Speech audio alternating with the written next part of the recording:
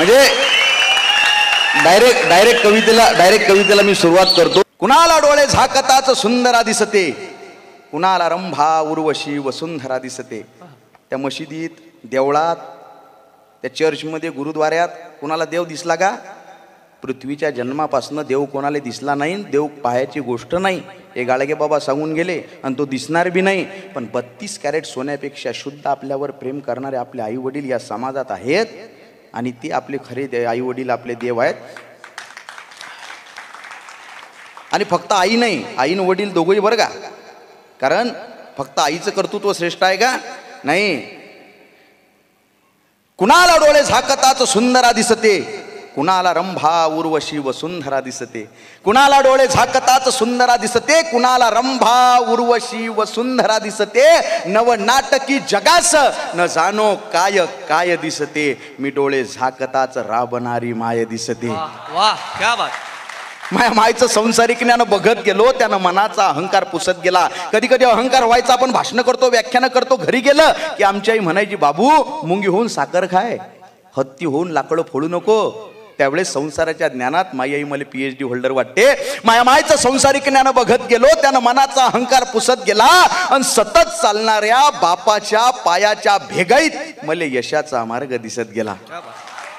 अरे गदगदून हसताना मटकन डोळेवले करणारी माय, गदगदून हसताना मटकन डोळेवले करणारी माय, दुखाचे डोंगर पेलताना सुखाचा झरा तिनच निर्माण करावा आणि आखूड पॅन्ट स्लीपर चप्पल घालून जग जिंकल्याचा अभिमान मा बापानच बाळगावा. अरे दुःखातून सुखाचे क्षण पाखडायले, दुःखातून सुखाचे क्षण पाखडायले आणि गवसलेल्या क्षणात अख्खं जीवन जगायले मले मा माईनं शिकवलं. दुःखातून सुखाचे क्षण पाखडायले आणि गवसलेल्या क्षणात अख्खं जीवन जगायले मले मा मायनं शिकवलं. आणि 40 रुपयाचं फाटकं बनेन घालून करोडो रुपयाची इज्जत कशी कमवाव हे मले मा बापानं शिकवलं. 40 रुपयाचं फाटकं बनेन घालून करोडो रुपयाची इज्जत कशी कमवाव हे मले मा बापानं शिकवलं. 5-50 हजार कधी मोजले नाही. एका दमाच्या हातानं मा बापाच्या मले संकटातून सावरण्याची ताकद त्या हातात आहे. मला संकटातून सावरण्याची ताकद त्या हातात आहे. ते सारेगमप भूपाळी भैरवी कशासोबत खातात नाही माहिती आमच्या आईला, पण तिनं गायलेल्या प्रत्येक रागात मला झोपवण्याची ताकद आहे. तिनं गायलेल्या प्रत्येक रागात मला झोपवण्याची ताकद आहे. भगवद्गीतेचा आणि मामाईचा कधी संबंध आला नाही. भगवद्गीतेचा आणि मामाईचा कधी संबंध आला नाही. पण कर्मण्यवाधिकार असते हा श्लोक ती दररोज जगते. कर्म करा, फळाची आशा करू नका. भगवद्गीतेचा मामाईचा कधी संबंध आला नाही, पण कर्मण्यवाधिकार असते हा श्लोक ती दररोज जगते. आणि कोण म्हणते माणूस नशिबाच्या मागे लागते, मा बाप उठल्यापासून नशीब बदलवण्यासाठी जगते आणि हे बावळट नशीब दररोज त्याच्या मागे लागते. कोणी म्हणे मा बाप आमदार आहे, कोणी म्हणे मा बाप खासदार आहे, कोणी म्हणे मा बाप जहागीरदार आहे. कोणी म्हणे मा बाप आमदार आहे, कोणी म्हणे मा बाप खासदार आहे, कोणी म्हणे मा बाप जहागीरदार आहे. छाती फुटेपर्यंत हा पठ्ठ्या सांगत असतो मा बाप इमानदार आहे.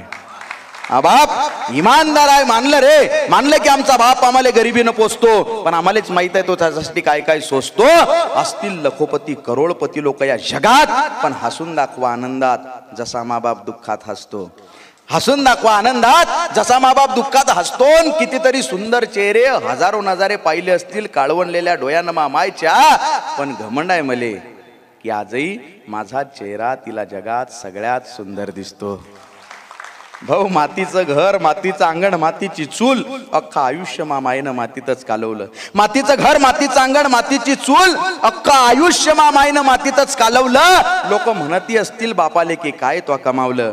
अरे कमावील कसा, अख्खा आयुष्य मा बापानं माणूस बनण्यातच घालवलं. शेवटी नामजप करायले, पूजा अर्चा करायले येळच नाही मामायले.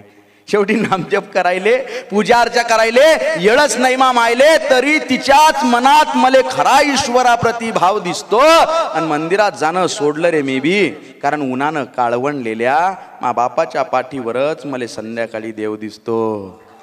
शेवटी याच मायबापाचं नामस्मरण करत मले मरण येऊ दे आणि दमशील देवात हा चमत्कार होऊ दे. शेवटी याच मायबापाचं नामस्मरण करत मले मरण येऊ दे आणि दमशील देवात हा चमत्कार होऊ दे. तो स्वर्ग, तो मोक्ष तुझा तुलाच राहू दे.